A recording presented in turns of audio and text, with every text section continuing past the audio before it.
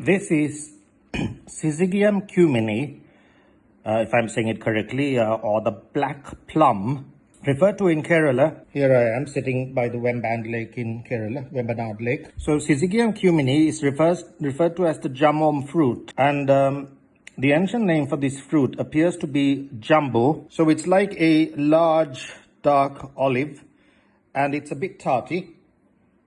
That's the color of the flesh, and the seed is at least 1 inch long. It's probably about 1 inch long. Just under, probably about. Basically, the fruit is roughly about, this particular one is about, well, 1.5 inches, 1 inch. Now, of course, there can be a big variation, and this could be a lot smaller. I mean, this is a cultivated variety.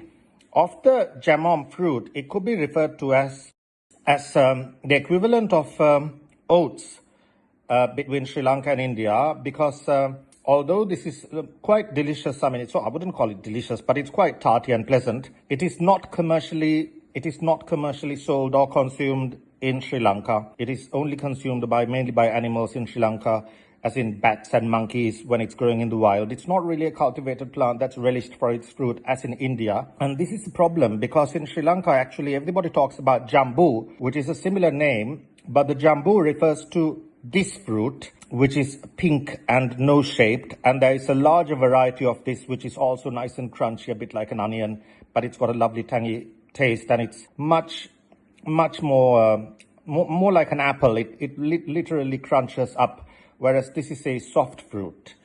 Now, the interesting thing is that the Sri Lankans, when they think about the ancient name for India, Jambudipa, they think about it as that nose-shaped fruit, well, that nose-like fruit, which refers to this species instead.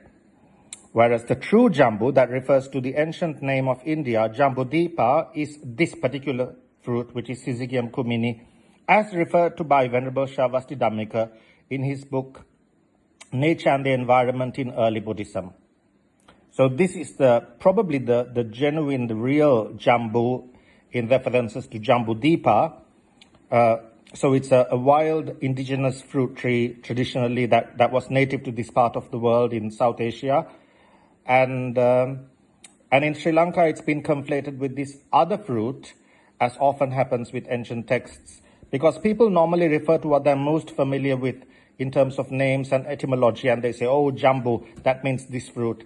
Whereas actually in this situation, it seems to refer to this one, which is the genuine Jambu. And I can also refer to Samuel Johnson's definition of oats, a grain that is generally given to horses in England but supports the people of Scotland. Well, it has to be said that in Sri Lanka, people disdain this fruit for no good reason. It's not commercially available, even though people in Sri Lanka take Jambu very seriously.